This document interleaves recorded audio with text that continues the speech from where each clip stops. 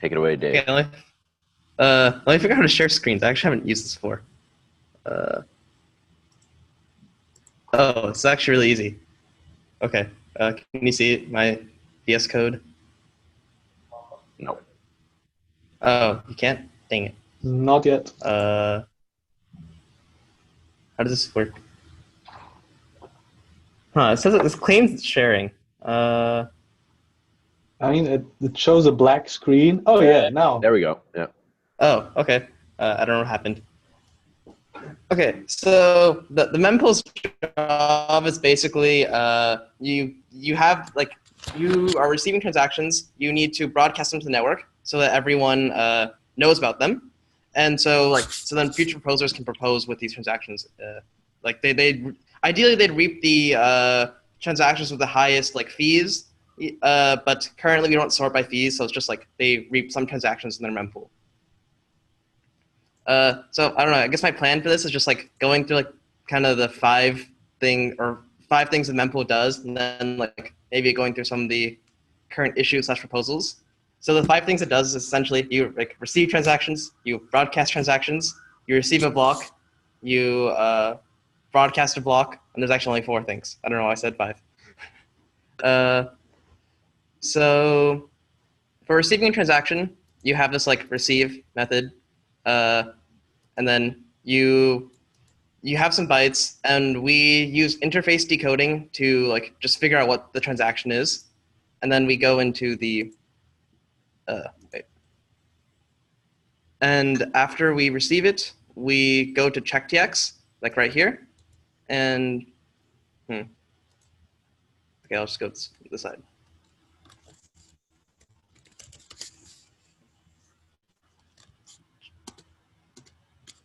So we check the transaction. So ideally, what this step is just going to ensure that like the transaction passes signature verification and is correct before adding it to your local list. But because signature verification is kind of costly, what we instead do is we build this like LRU cache, and so we try to put it in the cache right here, and then if it like fails, like if it's already in the cache, then we just like skip it because if it's in the cache, it's already in the mempool. I guess I'll go through how the cache works. Basically, in the cache, what we do is you pass in some bytes to the cache, and then you hash like the transaction, and then you put this transaction hash like inside of a map. And so when you want to like check is it already in there, you'd like take the hash and you like go to the map and say, does something exist here? And then if so, you basically say we're not adding anything new. And because we're doing a LRU cache, where the idea is you want to remove in an LRU cache, you basically just want to keep the latest thing. You want to remove the oldest things. Like, so if a transaction came and no one's been broadcasting it to you, that's the one you want to remove, not the oldest one. Or I guess it's kind of minor detail. Does that make sense? Sorry. Yeah. So basically, Okay, we I'll go have with yes. we have this cache that is just to lower the amount of transactions that actually make it to the application, right? So the mempool can say, oh, I've already seen this, so I don't need to forward this to the application again, right? And so the cache we're using is a least Exactly. used cache because we need to put a bound on it, and then if we're putting a bound on it, we need to decide what are we going to remove from the cache if we want to add something new. And so if there's a transaction that we keep seeing, we'll keep that one in the cache. Whereas if there's something we haven't seen for a very long time, it makes sense to let it be removed from the cache. So basically, the oldest thing gets removed, and the cache just takes some of the pressure off of the ABC eye socket. Yeah, Yeah, great. exactly. And if the Continue. cache grows too big, then we just like remove the old things. Uh, so okay, suppose it was in the cache wasn't in the cache. Then after that, we write it to the wall file. I'm actually not entirely sure why we do this. I think it's just because we want to like have a list of transactions in case everything like dies. Yeah. So this is maybe purely okay. like a production backup concern. where basically, you know, in order, say some user or some business or something was running Tendermint in production and, you know, wanted greater guarantees out of the mempool because they didn't want to write very advanced client logic. So basically, when a client submits a transaction to a node, the wall will ensure that that transaction got written to disk, even if it's not going to get committed in a block yet. And so that way, in the event that all the nodes crash, if it weren't for the wall, if it weren't for the write-ahead log, transactions that were just sitting in the mempool would be forgotten about. And so the user, you know, we're imagining like a non-intelligent client that just submits a transaction once, doesn't wait for it to be completed, and assumes it's going to get in, right?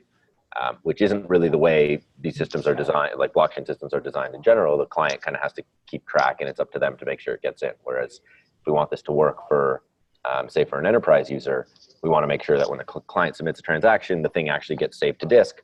And then in some crisis scenario where we have to restart, at the very least, we could take that transaction out of the write-ahead log and play it on behalf of the client.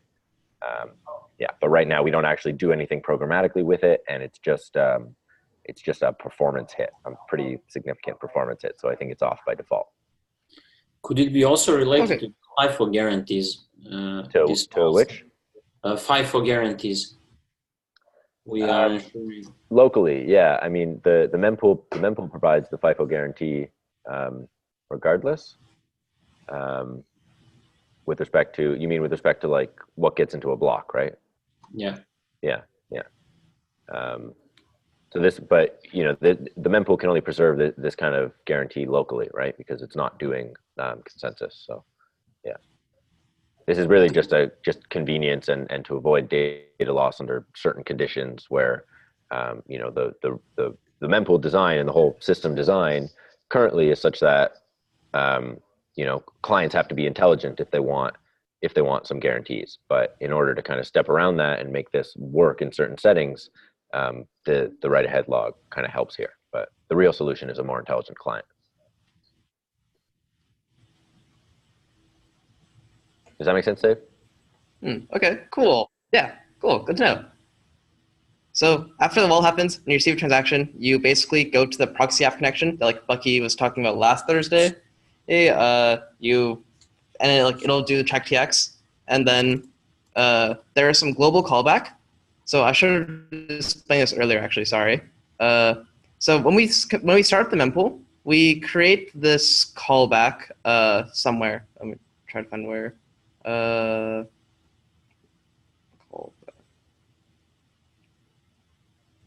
Right at the bottom there. Oh, right here. Right here.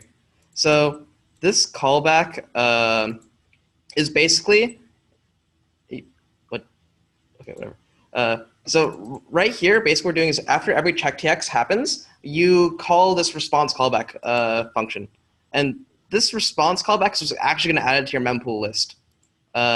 So we're in the normal case. I'll go to the other case later. So what's going on here is we have this transaction, and then we see like, did it pass the ABCI check? If so, like, that's added to the mempool. Well, and we know it's not already in the mempool because the cache is much bigger than the mempool. So inside for transactions in the mempool, we give it some extra information. Like we give it the height we received it at, and like the gas. So the height is because when we later go broadcast it, we don't want to broadcast a transaction that like needs a more recent height than the peer is at. And the reason we track gas is because later when we go to build a block as a proposer, you need to use this gas in order to like determine can you include it, because blocks have two limits, size and gas.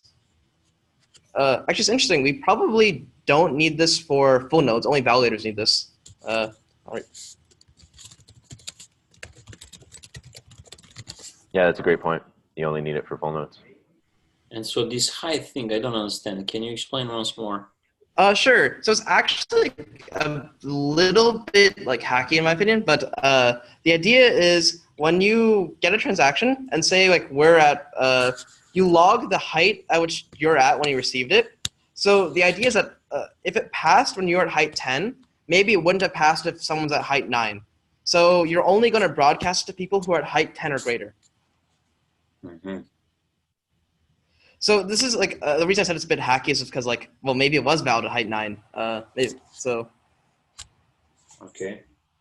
Okay, but I see maybe one way to reason about this is that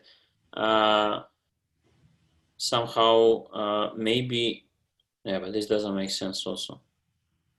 If it's committed in a smaller height, then you don't want to send it after, but I guess then it would also not be there in your mempool. Yes. Yes, so later on, we whenever you receive a block, you remove all transactions that are in that block and in your mempool. So your mempool will only have transactions that aren't in any block so far. I think that this, so we constructed this like this doesn't ensure really anything in my view. No, it doesn't. So yeah, it gives no like guarantee. Yeah, it's just yeah. So it may actually not be worth the space cost then, because like that could get quite expensive. Yeah, potentially. I mean, I think it's just there to prevent us from sending transactions, like you said initially, to a peer that might not be ready for them, right? Because it depends on some recent height. It's supposed to be the case that the transactions you send to a peer are like work for it. But it's true that we don't know if it would actually be valid at an earlier height. So we might just be holding off on sending a peer a valid transaction. So yeah. Because the semantic between height and the validity of transaction, there is no any correlation there. So the fact that you receive transaction and you're at height 5 doesn't mean anything about that transaction. So at least not at the Tendermint level, right? It's possible that yeah. But we are at Tendermint level here. Sure. Yeah. So, and I'd also point out it's having this here and having this condition actually causes the consensus reactor and the mempool reactor to be intertangled, because the way the mempool reactor knows about the height, knows about the peer's height, is through the consensus reactor and through the shared data structure under the peer. So this is one of these cases, I think we have an open issue for it, where there's this like implicit relationship between the reactors where one reactor expects another reactor to have set some data on the shared data structure in the peer. And that's caused us issues before in tests and in other cases where, it wasn't true. So I think Anton dealt with a few cases of this before, and we've seen it a few times now. So if we eliminated this height, that would eliminate that intertangling. Yeah. So that's something to consider. Cool. Okay, carry on. Okay. So then the mempool, the way the mempool stores transactions is it stores them as a linked list. So we add this new transaction, this memtx has been created, and we add it to the back of the linked list. That's like this line does right here. I can talk more about the data structure later. And then we have this like kind of expensive log right here. So maybe this should be covered to debug mode, because when you have lots of transactions, it like actually slows things down a lot. I want to do for that actually. Consider debug. Then we log some metrics, and this notified transactions available is just like saying when you're on your broadcast routine that like, suppose we were stopped. Well, now don't stop. Like now start your broadcast routine again. And so that's essentially the. Oh wait, there's another case. Okay, so this is where the transaction was good. If the transaction was bad, what we do is we remove it from the cache, which the idea being like, okay, we're at height 10, maybe a peer at height 11 sent it to us, and like it's valid in block 11, but not in block 10. Then we don't want to like never let this go through, so we're going to remove it from our local cache. This really does need to be reconsidered though, because the issue is like, as Zarko was saying earlier, like the transaction's validity isn't solely like a function of the height. So this means that I can like spam lots of bad transactions or spam the same transaction at you that's bad, and you'll keep on like trying to run signature verification on it. So one idea for like how to mitigate this a bit is like make this a bit smarter and look at the ABCI error code. And so if it's like amino decode failed, then like punish that peer, like because no transaction should ever fail immunodecoding. That's stateless. Likewise, for signature verifications only depend on the message bytes. Well, actually, no, that's not true. Signature verification. But maybe we can do some more. Check more information about ABCI codes to so that we can't be spammed with the same transaction over and over again. Yeah, this is a really good point. And I think we also have an open issue for this, but we never really went any further with it. But it might be something that we could, because we have to be careful on what codes, because if the codes influence the behavior in the mempool, it means it's another thing that like the developer has to be aware about, the application developer, right? So, maybe this is somewhere where we use the code space potentially, and the code space can somehow indicate that this is the transaction failed some kind of stateless verification, so that it should be rejected from the mempool. Or we could just try to better distinguish kind of standard code types. The problem right now is that there's no standard on the code types other than code 0 is okay, right? So none of the other codes mean anything specific as far as the Tendermint or ABCI specification. So if we were gonna make the mempool depend on the code type, then we have to update the ABI spec. So it's almost certainly something we're gonna need to do, but we just need to be careful about exactly how we do it. Maybe what we could do is we could have one set of codes be stateless, and then one set of codes be stateful, and so the mempool will only react on stateless failures.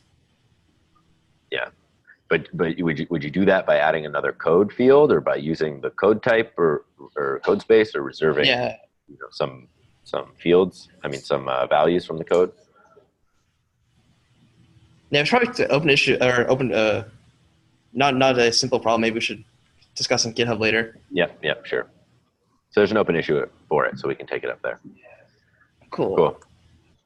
Okay, so the next thing, when you want to broadcast transactions.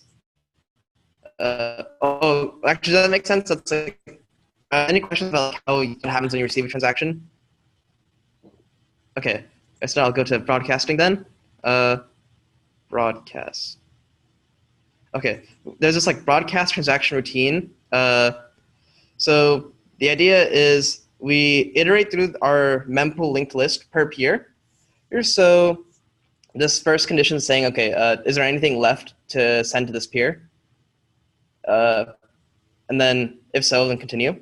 So first we get the next transaction in the mempool linked list. Then we see, is the peer, can we give it to the peer? And if so, is the height, is the peer's height higher than the mempool transaction's height? And then if so, then we can send the mempool transaction. And then we have some timeouts, and we keep waiting until there's another transaction in the mempool. So Bucky has a open issue, but for this, and is that we should batch these memtx sends, because there's a high latency to sending.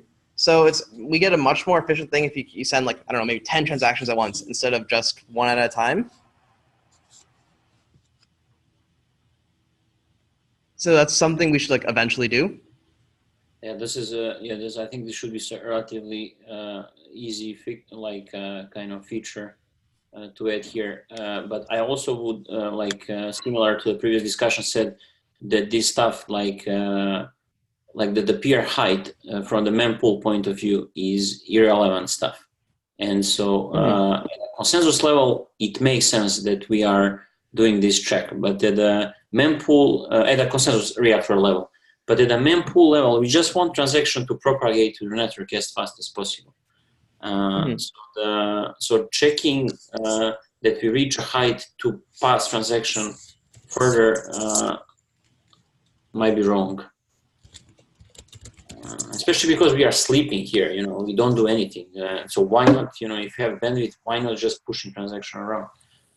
Yeah, I agree. We should probably send it, but it is a bit complicated because we also want to punish peers for transactions that didn't verify. Because if you sent me a transaction and it was garbage, then I want to disconnect from you as a peer or punish you as a peer. So this. Yeah, but this is sort of we need to figure this at a different level. So Yeah. So for me, in general, I was never thinking about this check TX as something very stateful. But apparently, some application are using it that way. So Every account-based thing should be stateful because you're checking your account number and sequence number, and in order to do that, you need to you need to like go query state and say what is this account's account number and what is this account's sequence number. Yeah. So basically, like the simple solution would be to have some kind of lightweight check TX, like which we just look for the format. But you're right that we also don't want to have like some old transaction which now will not pass, just being propagated to the network. So maybe what we could do is we could have a transaction carry all the state it needs to be verified at the mempool level. And so, like you could carry your account number and stuff. And then what you do is you like you say, okay, I assume the stuff you said is correct. Let me verify if it's true then. And then, and so it's like you verify those signatures. And like if that data is wrong, then you punish the peer.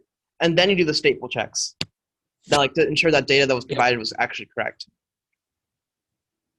Yeah, but for example, when you submit transaction, you might be but this is what we're kind of doing here, like the current height. I don't know. We probably want to formalize here what we really want to assure, and then to see what are the options, because this seems like a hack. Like we just check the height and then we do something or not do, but it's not really clear whether like does it really help, and it seems that it might have some negative influence on performance. So. Yeah, it definitely really inhibits the broadcast rate. Yeah, and the semantic, we really need to figure out a bit better on this. Maybe the opcodes are the way to go, so that we can have a different level of way to pass the application semantic with this different opcode, and then somehow this could influence mempool. So we need to think a bit more about this. Yeah, for sure. Maybe like maybe some of the stateless verification things that a lot of blockchains have been working on could be applicable.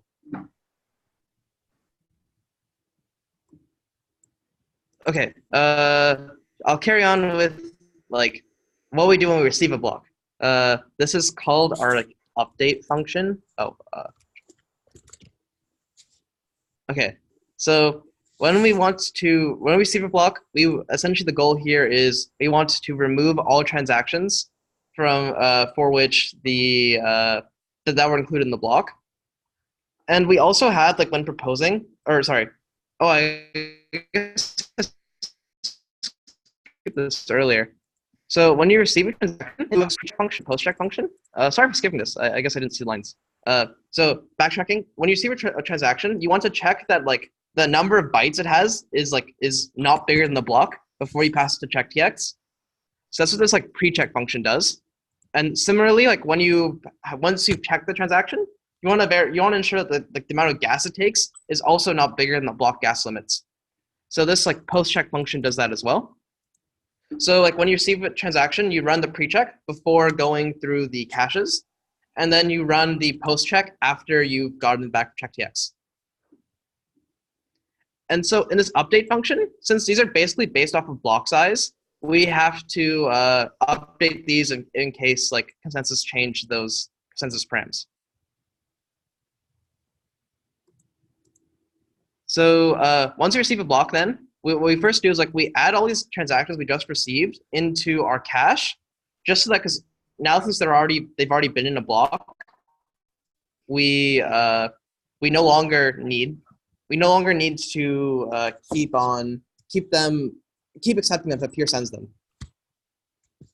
But actually, there may be an issue here because if a invalid transaction is sent, then you would have to it would never be able to be sent again. Like i.e. like suppose this transaction would be valid in the subsequent block, but not in the current block, and it's included like maliciously in the current block. We'll never repropose it. So at least until it gets emptied from the cache. Yeah, which may or may not be a while. Right. Yeah, that's a great point. So we should only add transactions to this cache that passed in the deliver TX. Mm-hmm. Right.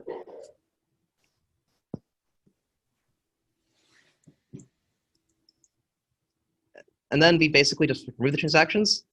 So the way you remove the transactions is a kind of inefficient. We make like a map of strings to transactions, like empty struct basically. And we essentially we're using, but we then like put every single transaction in the block into this map. And then we iterate through the mempool and say like, okay, is this transaction in the map? If so, that means like, okay, it was in this latest block, and so we should remove it. The reason I say this is inefficient is just because we're doing a string conversion and like a hash conversion, which I don't know, may or may not be expensive, but also may not be worth optimizing. I don't know, to consider in the future. And so basically, that's how the update function works. I don't know if did I go through that too fast. Basically, like this whole chunk is just checking if the transaction exists in the set we've transacted. Sorry, this block is saying iterating through the mempool and saying like, does the mempool TX exist in the list of transactions that we just got in the latest block? If so, remove it from the mempool. Otherwise, keep going. Oh, actually, we have the same issue here too for ensure the transaction is valid before removing it.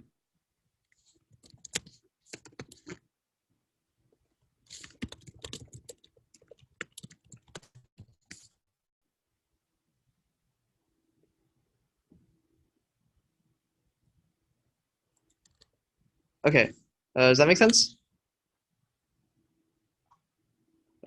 Sounds good. Okay, so the final step, reaping a block.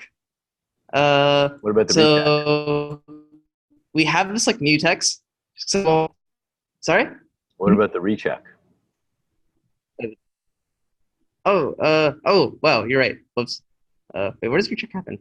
Oh, right here. An update. So we move the transactions, and then we do this like really inefficient thing. We iterate through the entire mempool again, and we say on every transaction we say like we check it again in order to ensure that like it's still correct. So that alone isn't actually like a bad thing. The bad thing is that we redo all signature verifications, which ends up being very costly. So the reason we have to recheck is because like, I don't know, suppose there's two transactions with the same sequence number, and then one of those gets committed in the block. We want the other one to be removed from the mempool, so we don't have to rerun it again. So, and we also recheck it because one kind of cool thing about our mempool is since we keep it as a linked list, and we're ensuring that the transactions, if they're included in the order of this linked list, they'll pass altogether.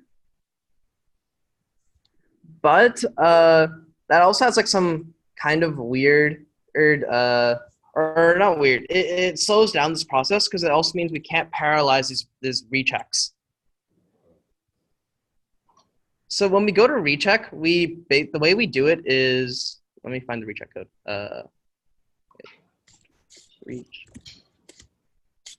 Okay. So the way we check it is like we kind of have this mempool cursor, and we just check them one by one, and we have this happen in order. It's like synchronously. There's no parallelization. So when we have the callback will instead call this recheck res cb recheck. So we essentially like ensure that the apps send them back in order. So that's what this like recheck cursor is doing.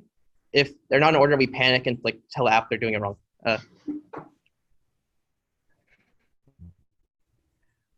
Then we have this post check thing, which is again just checking at the gas that it says it should. The gas isn't bigger than total block gas size, and if the transaction is now bad, we delete it from the mempool and remove it from the cache because it may be good later. Though actually, I'm not entirely sure. Like, what the thing that's been bad, that was previously good and is now bad, will that become good later? It's possible. Sure. Okay. It could be bad based Certain on apps may have that. arbitrary conditions in the state, right? So who knows? Yeah, you're right. It could be bad if like block hashes ends in a 0 byte or something. Exactly. Yeah. Well, because it's Monday, or Okay, so that's how the rechecking thing works. Does that make sense, or? Yeah. So do you think there's places that can be improved, or? Oh, totally. So I actually think this recheck method is not I think that there's a structural problem of the entire mempool. So I guess I can talk about that now. That's like the 4 basic functionalities. Or no, we have reap left. I guess I'll talk about reap, and then we can talk about this, I guess, the structural flaw. Okay, great. Reap.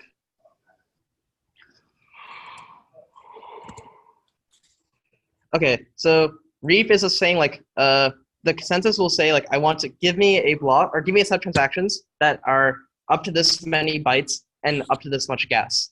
Mm-hmm. And what you do is you iterate from the front of the mempool to like until the point where one of these conditions no longer holds, and you just return those transactions. This only looks like non-trivial because we have to compute the amino overhead. So like transactions are computed with like amino encoding, but they're kept in the mempool as raw bytes. But if that wasn't the case, then this would be really simple, I promise. Yeah. So that was we paid out a bug bounty for that one. Yeah. Yeah. Okay, so that's reap. I guess now I can go talk to the structural flaw, I think. So Sure. The issue is we have this, like, the entire thing is a linked list, and we have lots of locks everywhere. So it being a linked list means, like, or our guarantee in the mempool is that the first n transactions in the linked list will work together when composed as a check tx. So this means that like we can't parallelize too much. Like when I go to recheck transactions, I can't just give the app all of them in parallel and like get them out of order and receive responses separately. I have to wait for like one to finish one after another, which is a huge slowdown. And like prevents the mempool from like prevents rechecking from being quick. And sorry, what do you mean it has to wait for one to finish? Because our guarantee in the mempool at the moment is that like all of these transactions work. When you go to reap them, you can just take the first n. Yeah. And they'll all pass check text together. Yeah. So it's sent in order, but they're sent will be asynchronously, right? Like we don't wait for one to finish processing before we send the next. We do if it's in process. Oh, right? We do currently. Like we have a comment saying you could just not do this, but there's no way to change that. Yeah. Yeah, you're right. So we need to. We talked about this, I think, at the last session, right? That the in-process ABCI client is actually strictly synchronous. So if we made that asynchronous, then that would fix this. Not fully though. The guarantee we still have is that these first ones work in order. Yeah. And we have lots of locks on all these transactions as well. So like when I go to reap, I'm locking the entire linked list. When I add a transaction, I'm actually locking the entire linked list as well until I get the response. It's not even that the response like does its own lock. So even if we're in the asynchronous case, we still have to wait. Or maybe just doesn't work in the asynchronous case. I'm not sure. How's that? How do we hold the lock until we have the response? We lock, then we defer the unlock. I guess actually in the async, if it's properly async, then we actually just don't lock here. Yeah.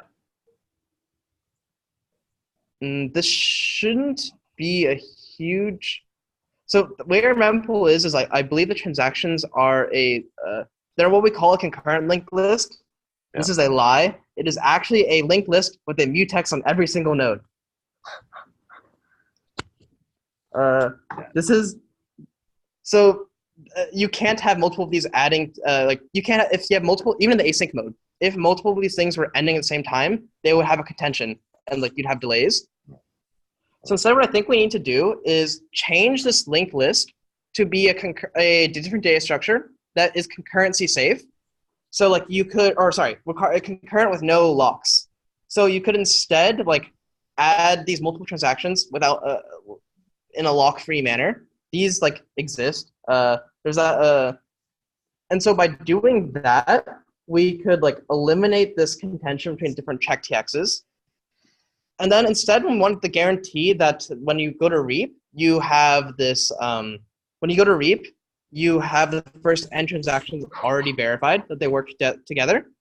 We instead build like a sort of thread on the side of these, like on the side of the main mempool, and this thread would be the transactions with the highest fees or highest priority.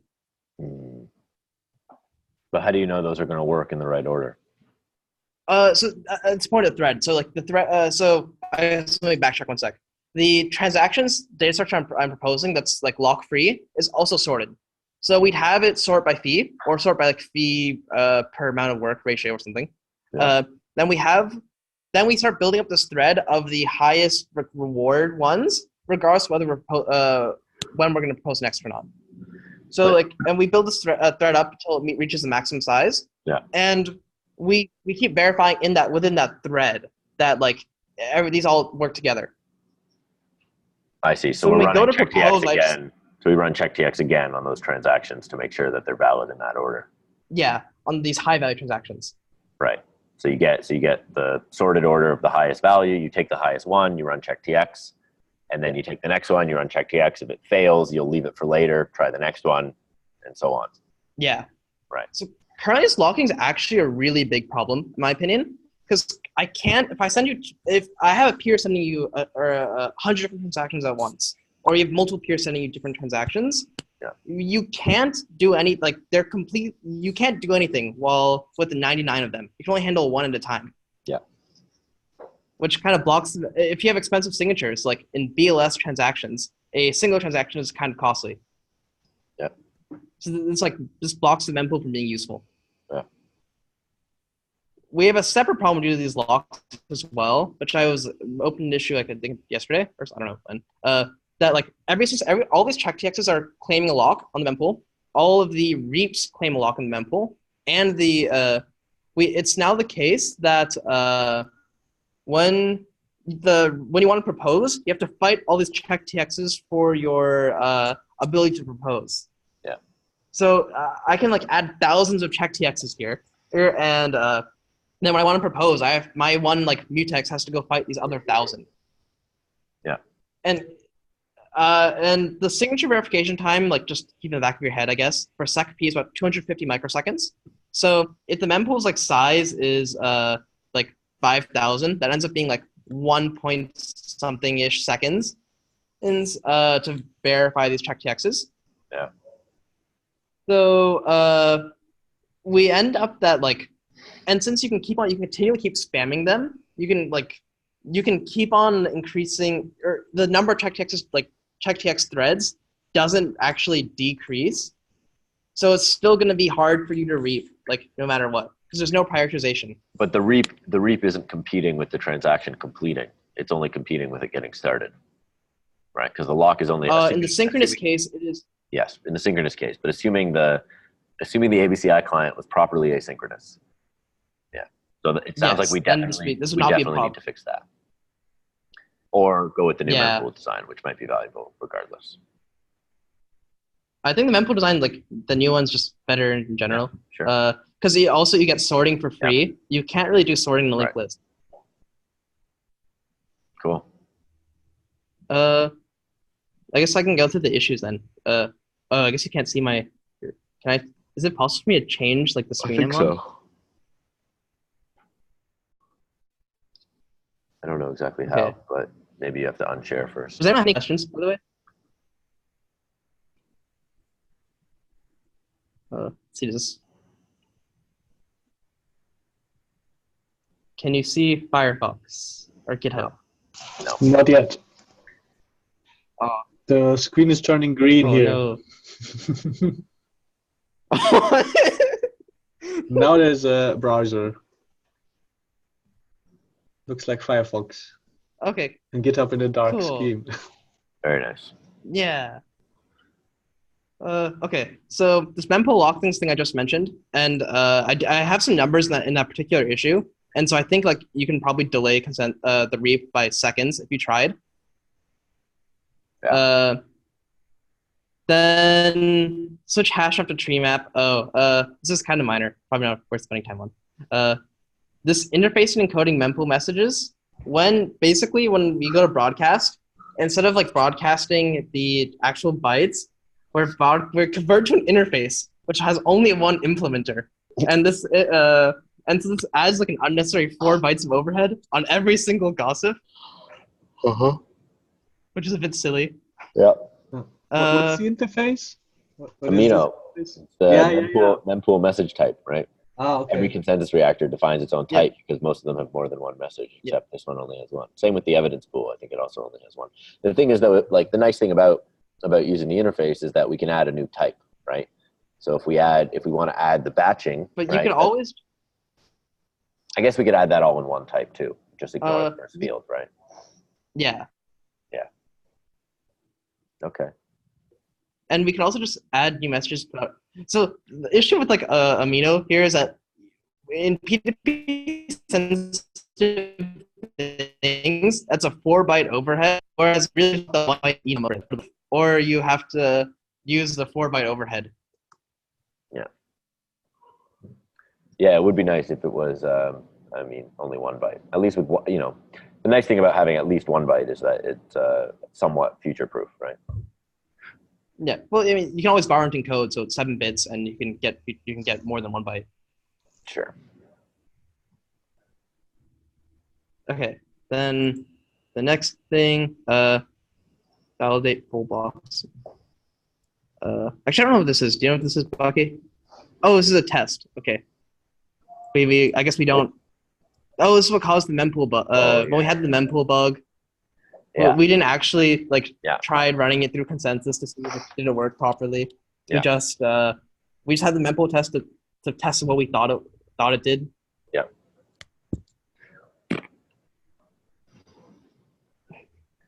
Okay, write an ADR for mempool thread thing. So I was saying earlier that we build up one thread at a time, or like of these highest value transactions, but it's actually not clear that's optimal. So because you may have that like suppose that you can only have 100 transactions, and like the first 99, you've already filled a thread maybe, and you get a new transaction that's like that has more fees and everything else.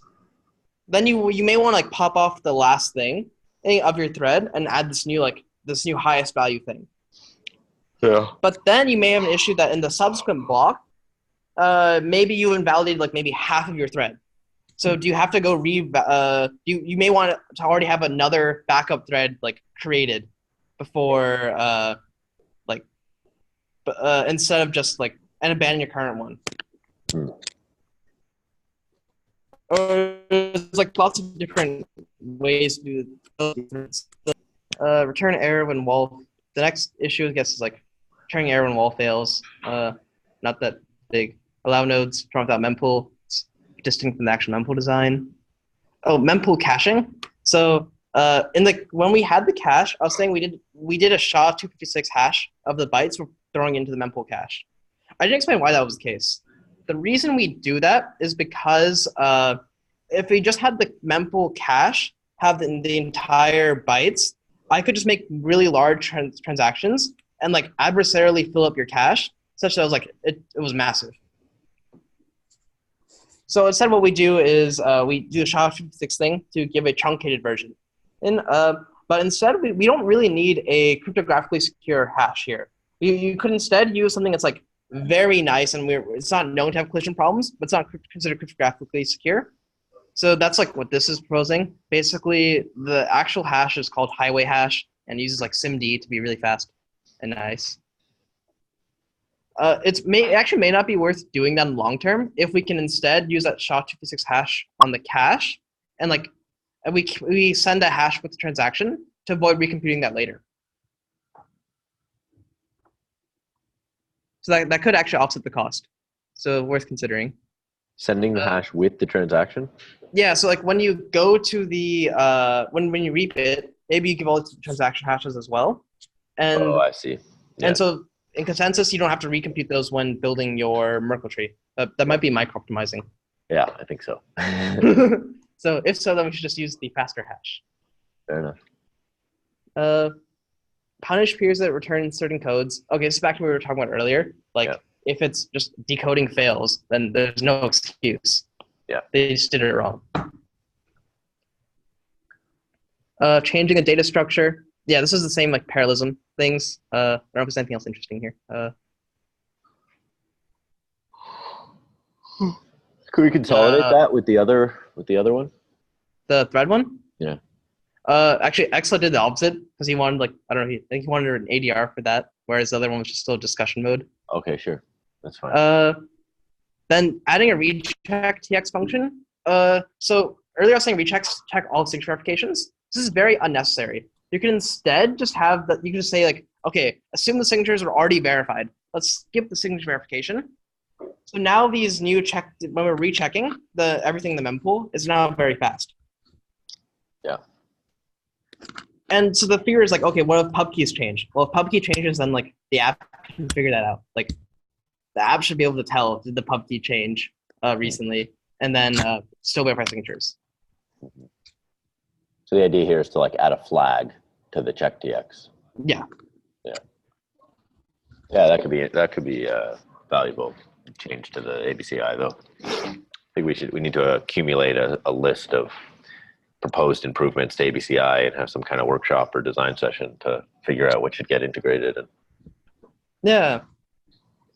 Actually, I think it'd be really useful to do in like maybe in the near term as well. Actually, I don't know how that matters in the relation to launch. I think it's independent.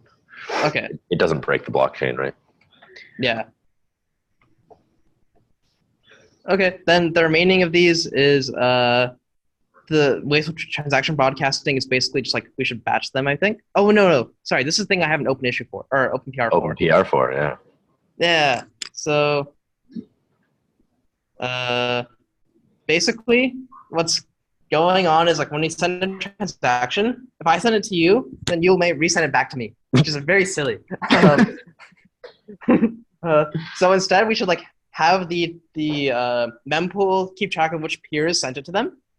So I guess the way I do it in the PR is basically like have them add peer IDs to the mempool TX, and when you go to submit, when you go to send it, you have the mempool.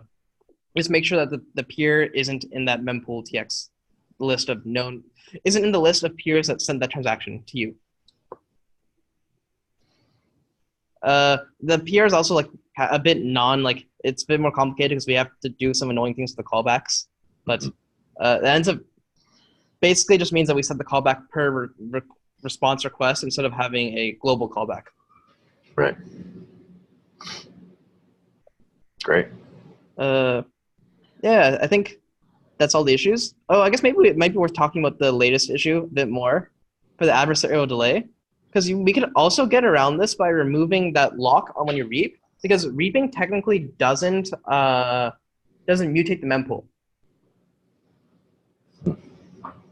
And it's actually not a huge deal if the mempool is like getting things appended to it from CheckTX while you're still reaping.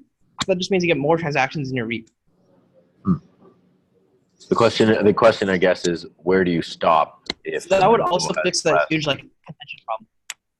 Yeah, the question is, where do you stop if you have less than the max size for a block? And do you keep waiting for new transactions? Normally, yeah. I guess you could just check the size. Currently stop at the end. Start. Right. Yeah. Sure. Yeah, that could also fix this latest problem. Cool. Now we should look at that. That's great. Any other questions anyone has in the mempool or like things you want to discuss? That was really great. Looks like it was a great presentation. Thanks, Dave. There's a lot of good open issues. A few that I think are pretty low-hanging fruit that could probably make a significant difference. At least one, you already have an open PR for, so we'll look to get that merged. Cool. And there's probably a few others that might be worth benchmarking to see if they're really worth it, like Yeah. hash and stuff. But some of these are going to require larger design sessions to really flesh out how we want to do it. But yeah, otherwise, great presentation. Yeah. Anyone else have any questions? Nope. Cool. If there's one you should take a look at, I would highly recommend the change data structure issue. I think that's a really interesting way and would solve a lot of these problems at once. Awesome. All right, we'll take a look. Thanks a lot, Dave. Great presentation. Thanks. See everyone online. See you next Monday. Thank you. Yeah. Cheers. Cool. See ya. Bye. Bye.